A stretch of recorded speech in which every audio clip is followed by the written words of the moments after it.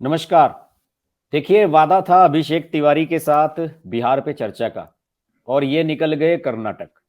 बड़े मुश्किल से हाथ आए हैं और वहां से हाथ आए तो बीच में इनकी तबीयत खराब हो गई, खांसी हो गई, वायरल हो गया, फीवर हो गया। लेकिन हम इन्हें छोड़ने वाले हैं नहीं, क्योंकि बिहार में इतना कुछ हो रहा है कि बिहार की अपडेट तो अभिषेक जी हमें आपसे बिल्कुल चाहिए, हर हफ्ते कम से कम एक बार। नहीं अब नहीं मैंने आज, हाँ हाँ, जी। बोलिए बोलिए। असुविधा के लिए खेद है। वो कर्नाटक पे भी आपको अपडेट दूंगा। कर्नाटक का भी ओपिनियन पोल करेंगे, सब करेंगे। तबीयत भी थोड़ी सी खराब हो गई तो सबसे पहले आपके सभी दर्शकों से बहुत बहुत माफी चाहेंगे। जय श्री राम। जी। हाँ, तो मैं अभिषेक का देख रहा था कि दिल्ली के जो अखबार हैं उनमें आज एक बड़ा ही चौंकाने वाला, बल्कि क्या कहना चाहिए कि दुख दुख देने वाला एक चित्र छपा हुआ है कि एक हाईवे है, बिहार का चित्र है, उसमें जाम लगा हुआ है। कुछ बच्चियां उनमें से बसों में या गाड़ियों से जैसे भी जा रही होंगी, वो पैदल दौड़कर अपना एग्जाम देने के लिए जा रही हैं। बताया लगा है, उसमें खबर में लिखा है कि 2-2 किलोमीटर तक जाम था, 5 किलोमीटर लंबा जाम था और 2 किलोमीटर तक उन लड़कियों ने दौड़ के, कहीं एग्जाम हमारा निकल ना जाए, वहां पर पहुंची हैं। जरा इस दृश्य से शुरुआत कीजिए आज बिहार पे चर्चा हम्म। की। हर्ष सर, ये खबर जो है आ, रोहतास जिला की है। शिवसागर नाम का एक प्रखंड है। और शिवसागर से जो रास्ता है, वो चेनारी वाला जो एनएच है, एक्चुअली जीटी रोड जिसको लोग कहते हैं, जिसको सम्राट अशोक ने किसी जमाने बनाया। वैसे हम्म। इतिहास की किताबों में शेरशाह सूरी का भी नाम शेरशाह आता है। सूरी का नाम बोलते हैं। हाँ, बहुत लेकिन वो खैर बहुत पहले से बना हुआ था। उस पे नहीं जाते हैं। पता है सर, वो लगभग 6 लेन दोनों तरफ है। हम्म। यानी 12 लेन कह सकते हैं, हाँ, इतनी वो चौड़ी देखने सड़क में है। देख के लग रहा है कि बहुत कई लेन बनी हुई है इसमें। हाँ, लेकिन सोचिए फिर भी जाम है, क्यों जानते हैं? इसी को कहते हैं अराजकता। बालू माफिया के ट्रक जो है अनियंत्रित होकर के बालू लाद करके जहां मर्जी वहां खड़े हैं। एक्चुअली इस खबर को ब्रेक किया था शिवसागर प्रखंड के ही एक बहुत नवयुवक पत्रकार हैं, अमित दुबे, जो हमारे मित्र भी हैं और एटीएस के लिए वहां पे पोल सर्वे वगैरह करते हैं। मैं चौंक गया जब उन्होंने फुटेज भेजी। सिर्फ बच्चियां ही नहीं, बच्चे ही, जो अभी बिहार में मैट्रिकुलेशन का पेपर चल रहा है। आप समझिए, 5 किलोमीटर लंबा उस जीटी रोड पे जाम लग जाना बताता है कि क्या भयावह अराजकता फैली हुई है बिहार में। न प्रशासन को खबर है, न पुलिस को खबर है। सबके पास उनका फिक्स पैसा पहुंच चुका है। अब इस देश का भविष्य एग्जाम दे ना दे, उससे किसी को कोई फर्क नहीं पड़ा है। वैसे ये बड़ी बात है कि दिल्ली की अंग्रेजी मीडिया ने भी इस खबर को छाप दिया है, लेकिन इसका कोई फर्क नहीं पड़ने वाला है। मैं आपको एक और संभव होगा तो व्हाट्सएप करूंगा, अपने ही वॉइस में वीडियो है। लगभग कोइलवर पुल के पास का है। और मैं सुबह 5 बजे, जब आप कर्नाटक पुल के लिए मैं निकल रहा था, उससे पहले एक दिन पहले की खबर है, सुबह 5 बजे लगभग 8 किलोमीटर जाम लंबा मैंने खुद फेस किया है।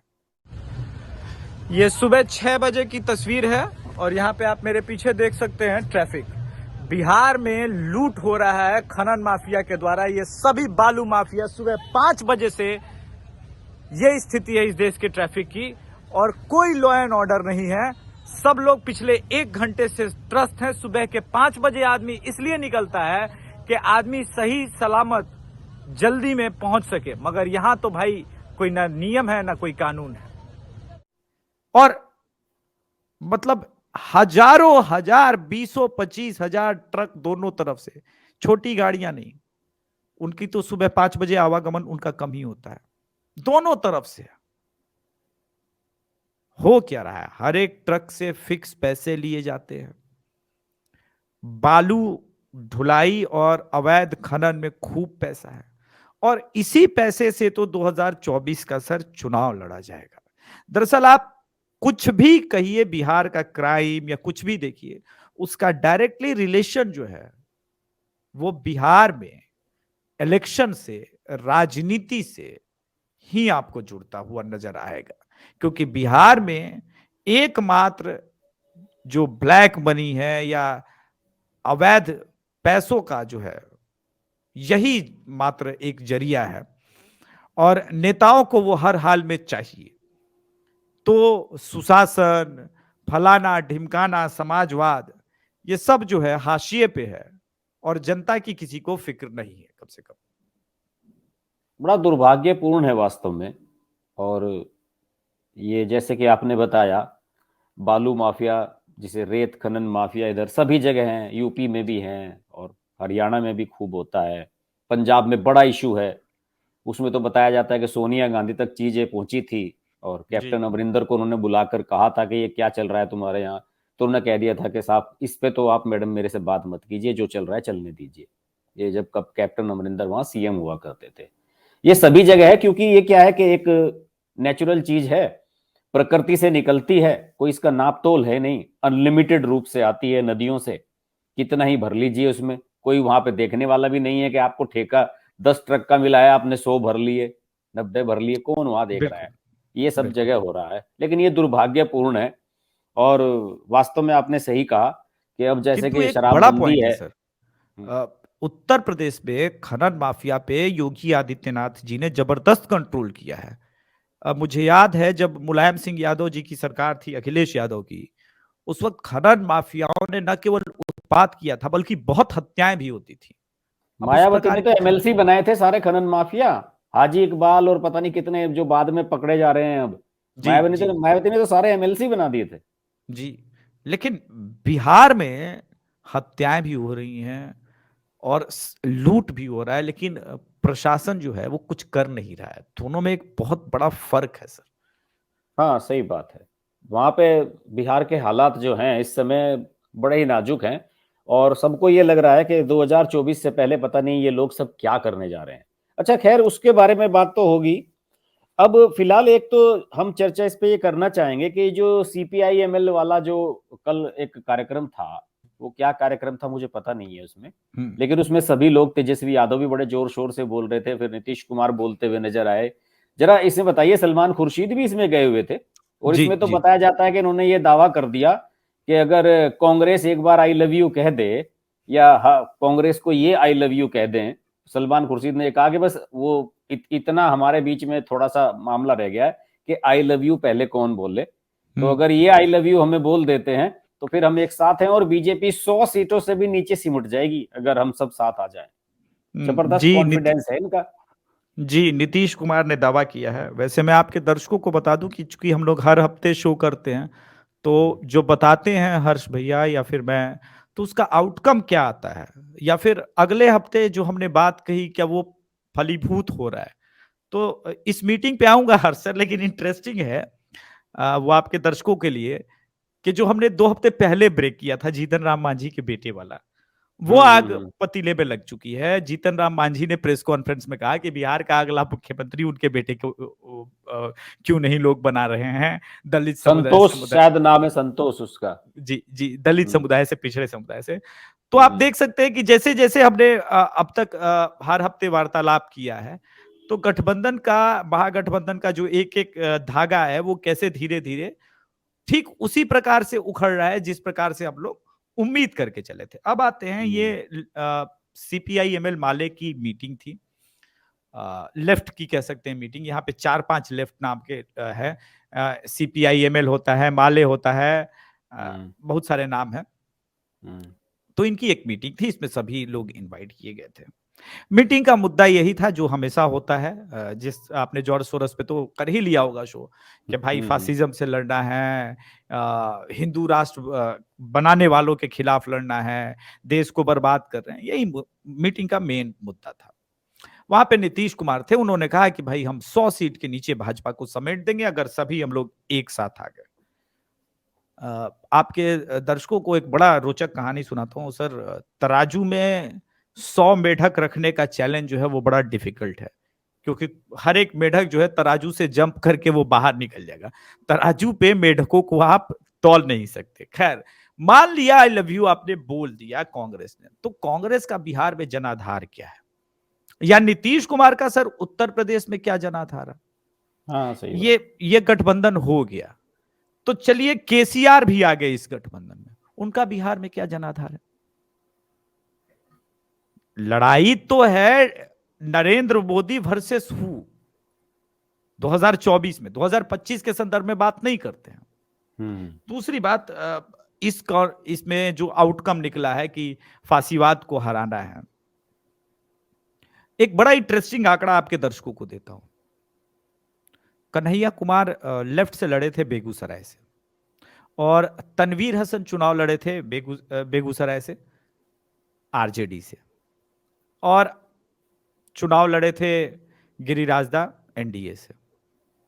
तनवीर हसन और कन्हैया कुमार का दोनों का वोट जोड़ लेते हैं तब भी गिरिराज सिंह 1.5 लाख वोट से आगे बनते हैं, और तब भी वो चुनाव जीतते हैं। तो कहने का मतलब है कि ठीक है 19% मुसलमान है, लेकिन उसका, चूंकि मैं ओपिनियन पोल हमेशा करता हूं, और बिहार में इकलौता मेरा ओपिनियन पोल था बिहार के संदर्भ में देश भर में जो एक्यूरेट किया था, 19% मुसलमान है। लेकिन इनकी डेमोग्राफी क्या है सर? क्या वो भोजपुर जिला में उतना ही मुसलमान है जो डिसाइडिंग फैक्टर में हो? रोहतास में, कैमूर में, जहानाबाद में, अरवल में, पटना सिटी में, पाटलिपुत्रा में 19% है। लेकिन उसमें बड़ा चंक तो है अररिया में, किशनगंज में, पूर्णिया में, सीमांचल में है मेरे ख्याल में सबसे ज्यादा शायद। सीमांचल में। अब सीमांचल में, अब मान लीजिए किशनगंज में अकेले 77% मुसलमान है, इसका मतलब कहीं 8% भी है, कहीं 6% भी है। हाँ सही बात। तो वो 6% और प्लस मान लीजिए 15% ही यादव, तो ये विनिंग कॉम्बिनेशन तो नहीं बन रहा है ना। लेकिन मोदी का विनिंग कॉम्बिनेशन जो है, जिसपे वो काम कर रहे हैं, पता नहीं नीतीश कुमार जी के कौन सलाहकार हैं, किसने उनको बताया कि एनडीए को वो 100 सीट पे समेट सकते हैं, या बीजेपी को, जिसने अभी अभी गुजरात का रिजल्ट देखा हो, उत्तर प्रदेश में कौन रोकेगा योगी आदित्यनाथ और नरेंद्र मोदी के इस रथ को? 70 से नीचे तो, चूंकि आप यूपी के विश्लेषक भी हैं, यूपी पे आपने काफी विश्लेषण किया है, 70 से नीचे तो आज के कम से कम हालात में नजर नहीं आते कि बीजेपी जीतेगी। तो 70 यहां 100 तो वहीं से हो जा रही है। राजस्थान भी स्वीप ही करेगी सर, राजस्थान भी हाँ बीजेपी राजस्थान, स्वीप। मध्य प्रदेश, ये तो 100 तो यहीं 2-3 स्टेट से ही हो जा रहे हैं इनके। तो अगर कोई इस प्रकार से पता नहीं भांग गांजा दारू किस नशे में लोग रहते हैं और इस प्रकार के बयानबाजी करते हैं, तो 100 सीट तो संभव नहीं है।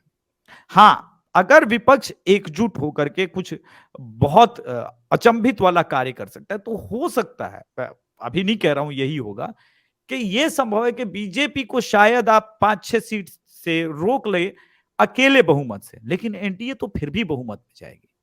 वैसे आज के संदर्भ में मैं ये आकलन नहीं कह रहा हूं, दर्शक आपके ये ना समझ ले कि अभिषेक जी ये कह रहे हैं कि बीजेपी 272 क्रॉस नहीं करेगी। मेरे हिसाब से तो बीजेपी आराम से 272 का मैजिक फिगर आज भी अगर चुनाव हो जाए तो क्रॉस करेगी, क्योंकि कर्नाटका के आंकड़े अपने पास हैं, लोकसभा के अलग आंकड़े और विधानसभा के दोनों के हमने अलग अलग डिवाइड किए हैं, लोगों से प्रश्न अलग ढंग से हमने पूछे थे, उस पर किसी और दिन हम शो करेंगे। लेकिन इस मीटिंग का आउटकम यही था कि इंगेज रखना है, तेजस्वी यादव को भी इंगेज रखना है, कांग्रेस को भी इंगेज रखना है, और लेफ्ट को भी इंगेज रखना है, ताकि उनका जो अगले 1-1.5 साल तक मुख्यमंत्री बनने का कार्यक्रम है वो सुचारू रूप से यूं ही चलता रहे, और कोई इसका बड़ा जो है प्लान नहीं था। अच्छा, अभी मेरे ख्याल में आज और कल तो वो मीटिंग भी होगी उपेंद्र कुशवाहा ने जो बुलाई हुई है मुजफ्फरपुर में, ये वो बड़ी तो चल रही इंटरेस्टिंग बात होगी। है। हाँ, हाँ, ये और आज मैंने देखा अभी 2 दिन पहले द हिंदू में एक इंटरव्यू दिया है उपेंद्र कुशवाहा ने जी, और उसमें उन्होंने ये कहा है कि लोग गलत कह रहे हैं कि मैं बीजेपी में जा रहा हूँ, जी, और वो एक तरह से उन्होंने यही कहा कि मैं अपनी आरएलएसपी जो है उसको फिर से रिवाइव करूंगा, उसी पे हम चलेंगे, और हम जो सम्मेलन करने जा रहे हैं उसमें ये तय करने जा रहे हैं कि कौन कौन लोग हमारे साथ आने वाले हैं, वो खुल के वहां पे अपनी राय जाहिर कर दें। लेकिन उन्होंने फिर यही बात कही कि मुझे जब नीतीश कुमार जी लेकर आए थे और मेरी पार्टी का विलय हुआ था उनके पार्टी में, तो उन्होंने ये वादा किया था कि मेरे बाद सेकंड मैन आप रहोगे, राइट हैंड आप रहोगे। राइट है, बिल्कुल और बिल्कुल। मुझे दिक्कत यही थी, मुझे दिक्कत यही बात है कि जिस लालू के जंगल राज के खिलाफ हम लड़ते रहे नीतीश जी इतने साल तक, आज उसी के बेटे को आप कह रहे हो कि साहब हम सीएम बना देंगे। हाँ, तो उन्होंने कहा कि 2025। फिर हमारा तो मतलब ही, वो जो हमने लड़ाई लड़ी इतनी लंबी, उसका कुछ मतलब ही नहीं रह जाता। तो मुझे लगता है कि उपेंद्र कुशवाहा की एग्जैक्ट बात तो यही है। लोग ये गलत कह रहे हैं कि वो सीएम बनने की चाह रखते हैं। मुझे लगता है कि हकीकत बात यही है कि असली मुद्दा यही है कि वो बस ये चाहते हैं कि तेजस्वी को आगे ना बढ़ाया जाए, चाहे किसी को भी बढ़ाया जाए। यही बात तो हम अपने शोज में पिछले 3-4 एपिसोड से हम बात कर रहे हैं कि वो बीजेपी में नहीं जा रहे हैं। मैंने बार बार कहा कि वो समता पार्टी या कुछ ऐसा उससे हम्म। मिलता जुलता, क्योंकि समता पार्टी समता का वो पार्टी बार के बार, नाम से तो था ही उनका, हाँ राष्ट्रीय वो बार बार लोकतांत्रिक समता बा, पार्टी, कुछ इस तरह।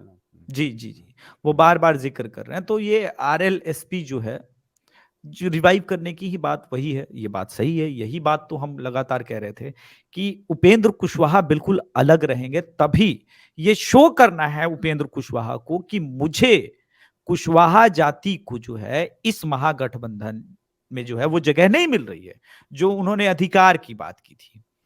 तभी तो लोकसभा चुनाव में वो कुशवाहा वोट बैंक को अपनी तरफ से शिफ्ट करा पाएंगे। फिर उसी खेल में फिर आगे आएंगे, वही जो आरसीपी सिंह वाली बात है। अब जीतन राम मांझी के बेटे वाला जिक्र हो गया है। जीतन राम मांझी को भी पता है कि इस महागठबंधन में उनका कुछ रोल फिक्स नहीं बैठ रहा है, तो जहां से जो भी थोड़ा बहुत मिल जाए वहां पे वो ज्यादा बेटर रहेगा।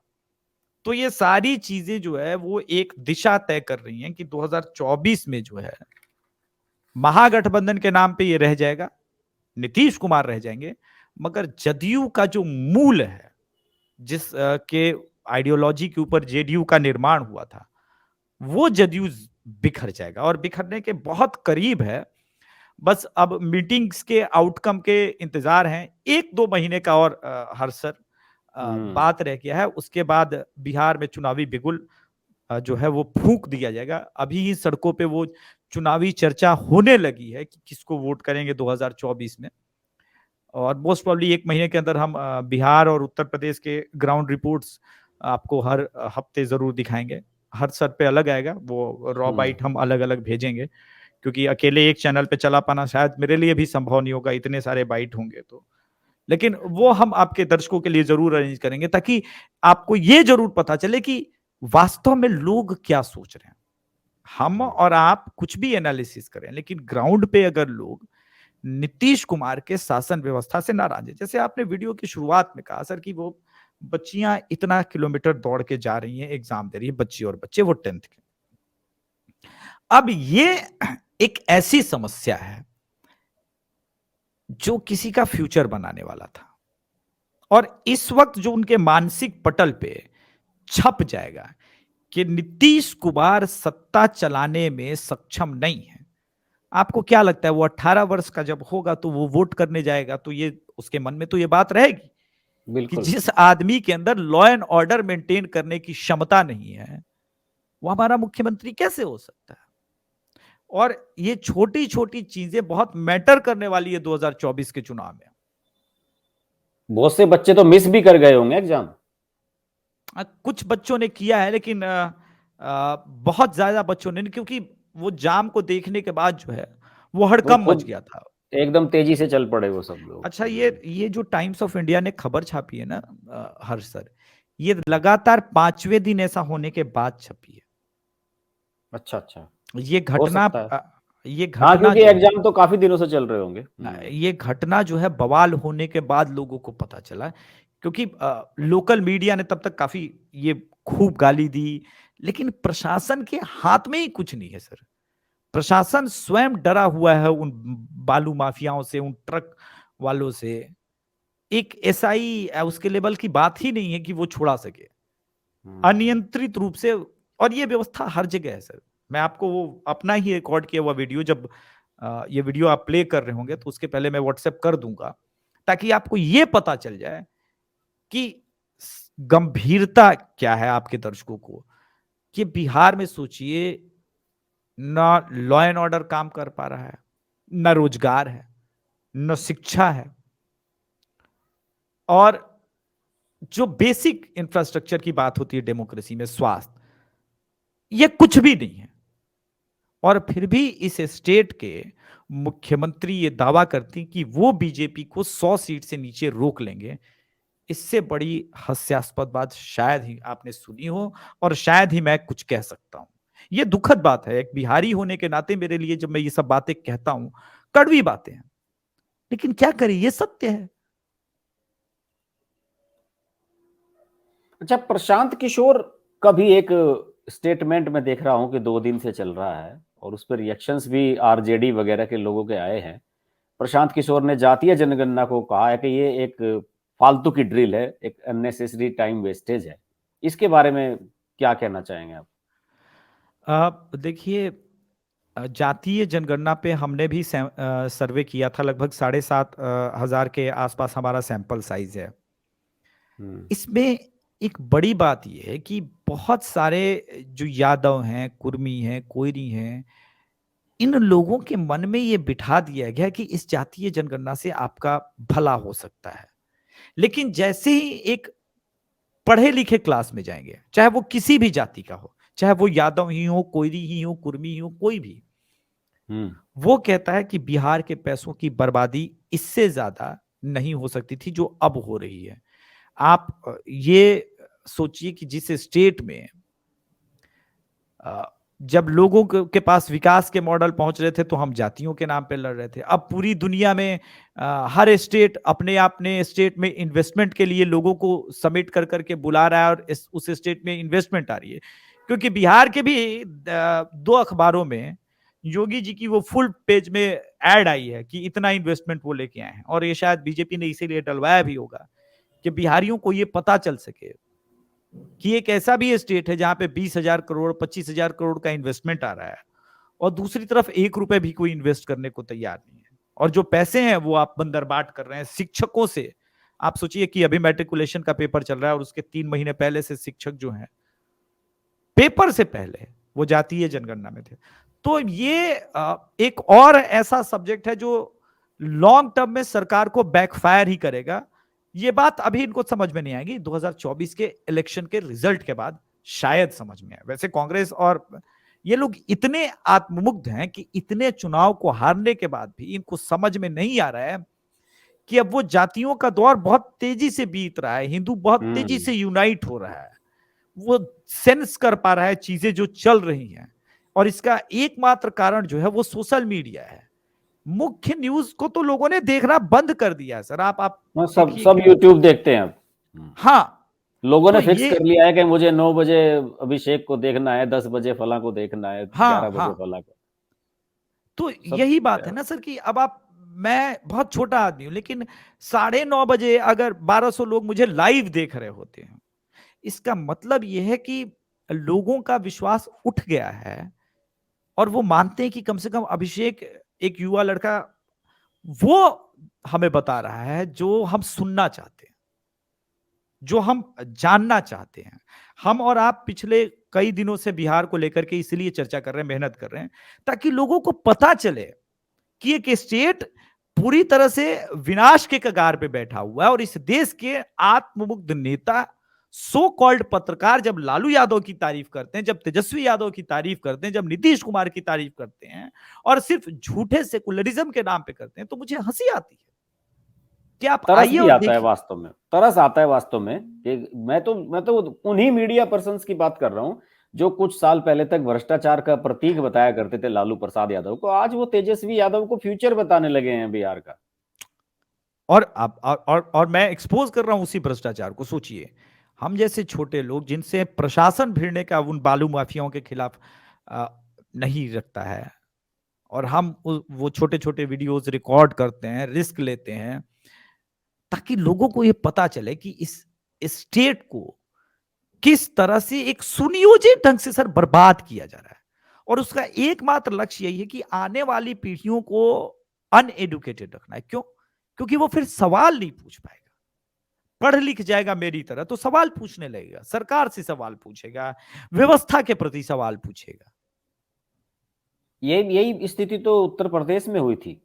जो पढ़े लिखे मुसलमान हैं वो यही तो कहते हैं कि अखिलेश यादव और ये सब मायावती ये सब नहीं चाहते कि किसी दलित का या मुस्लिम का, गरीब मुस्लिम का जो परिवार का बच्चा है वो पढ़ लिख के आगे बढ़े। उन्होंने कहा कि अगर वो पढ़ लिख के आगे बढ़ जाएगा तो वो समझ जाएगा कि इन लोगों ने उनके साथ अब तक क्या किया है। तो ये तो चाहते हैं कि वो सब उसी तरह से सड़ते रहें, जिस हालत में हैं उसी तरह गटर में रहें, और मजबूरी में आपको वोट देते रहें, क्योंकि और ऑप्शन इनके सामने कुछ है नहीं। हाँ, तो वो उसका समय अब बहुत तेजी से बिहार में भी समाप्त होने वाला है। और मैं कोई बहुत बड़ा भविष्यवक्ता तो नहीं हूं, लेकिन मुझे ऐसा एक होता है ना कि दीवार पे लिखा हुआ नजर आ रहा है कि वो बीजेपी आने वाले 10-15 साल में बिहार में राज करने वाली है लगातार 2025 से। अब बिहार का भविष्य जो है वो बदलेगा और बिहार में बीजेपी अपने पांव पे खड़ी होगी, ये एकदम अब क्लियर नजर आ रहा है। अच्छा, इसमें बीजेपी की तरफ से भी थोड़ा-सा मुझे लगता है कि बिहार को लेके उतनी अवेयरनेस अभी नज़र नहीं आती। दरअसल वही जैसे बार-बार बातें आती हैं कि लीडरशिप यहाँ पे, जैसे आपने भी पहले एक बार कहा था कि सुशील मोदी ने लीडरशिप यहाँ पे डेवलप नहीं होने दी। तो बीजेपी को भी यहाँ पे लीडरशिप को ग्रूम करना चाहिए और कुछ फेसेस को डायरेक्ट, जैसे कि सपोज कीजिए नित्यानंद राय ही हैं या गिरिराज सिंह ही हैं या फिर रविशंकर प्रसाद हैं जो बिहार से हैं, उन्हें डायरेक्टली सम्राट कहना चौधरी। चाहिए। हाँ, उन्हें कहना चाहिए कि आप जाइए बिहार में ही वर्क कीजिए। हाँ, बिल्कुल। वैसे अभी विपक्ष के नेता के तौर पे सम्राट चौधरी बहुत अच्छा भी काम कर रहे हैं और लोगों के बीच भी जा रहे हैं। तो बीजेपी अब सीरियस हुई है।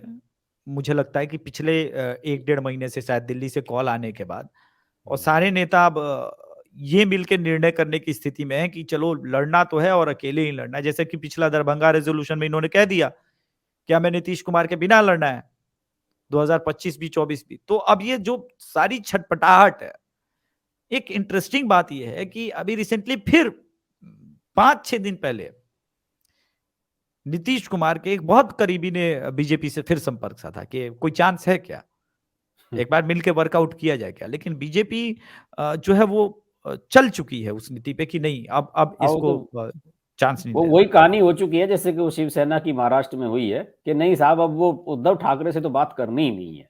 उसी तरह का मूड इन्होंने बना लिया है, मुझे लगता है। अब बिल्कुल आप देखिए ना कि महाराष्ट्र पे तो मुझे बुलाना भी था आपको शो करने के लिए कि ये क्या हुआ महाराष्ट्र में। अंततोगत्वा पार्टी भी गई, नाम भी गया। अब सिर्फ आपके पास एक चीज बचा हुआ है कि आप उनके पुत्र हैं। तो यही हालत बिहार में भी होने वाला है, क्योंकि अब तक तो होता है ना एक बंद मुट्ठी 1.25 लाख की खुल गई तो खाक की, कुछ ऐसा ही कहावत है ना। तो हम्म। बस वही है कुछ कि अब तक तो लोग कह रहे थे कि चलो डिप्टी सीएम तेजस्वी यादव बहुत चमत्कार लेके आ जाएंगे, फलाना ढिमकाना। पहले बार एक्सपीरियंस नहीं था, ये भी चल गया। दूसरे बार में अब हैं सत्ता में, और लॉ एंड ऑर्डर की स्थिति जो है वो बद से बदतर रोज खराब होती जा रही है। और ये लोग बड़ी बेशर्मी के साथ ये कह रहे हैं कि किस स्टेट में क्राइम नहीं होता। जब सत्ता में बैठा हुआ आदमी रिस्पॉन्सिबिलिटी उठाने के बजाय, रिस्पॉन्सिबल बनने के बजाय ये कहने लगे कि किस स्टेट में ये नहीं हो रहा है, तब आप समझ इस लीजिए इसका कि मतलब इसका मतलब तो सीधा सीधा ये भी है कि वो असहाय हैं, उनके हाथ से चीज निकल चुकी है, हाँ, कोई कंट्रोल में रहा नहीं है। ये भी बात है, इसका एक दूसरा ये उदाहरण ये भी है। अच्छा, बिल्कुल। इसमें अंत में एक मैं जो मेरे मन में अभी सवाल उठा था, जैसे कि हम बात कर रहे थे कि बीजेपी ने ये सोच लिया है कि नीतीश के साथ नहीं जाना। मुझे लगता है कि कुडनी का जो बाईपोल हुआ था ना, उसने सारी चीजें बदली हैं। उसके बाद से सब एक्सपोज हुए हैं और सब चीजें सामने आ गई हैं कि किसकी क्या औकात है।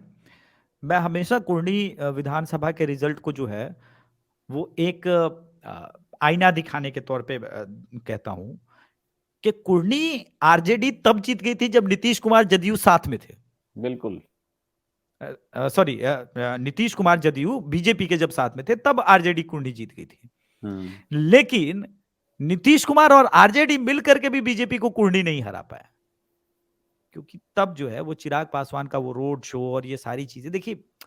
चिराग पासवान स्वयं को न केवल टाइम दे रहे हैं बल्कि खुद को ग्रूम कर रहे हैं, लोगों के बीच जाते हैं, संवाद करते हैं। उनके साथ मैंने पिछले भी एपिसोड में कहा एक बहुत बड़ा एज है कि वो दलितों के बीच पॉपुलर है, निसंदेह है, पासवानों के बीच है। लेकिन उनका जो सबसे बड़ा प्लस पॉइंट है वो उतने ही पॉपुलर भूमिहार युवाओं के बीच में है, ब्राह्मण युवाओं के बीच में है, राजपूत युवाओं के बीच में है। वो सबके साथ उतने ही फ्लेक्सिबल हैं, बैठ करके आराम से बात करते हैं। उनकी पार्टी में भी जो है वो अगर आप कहें तो जो बड़े बड़े भूमिहार नेता हैं बिहार में, वो अब उनकी पार्टी के बड़े नेता के तौर पे वो अब वो एंट्री लगा रहे हैं।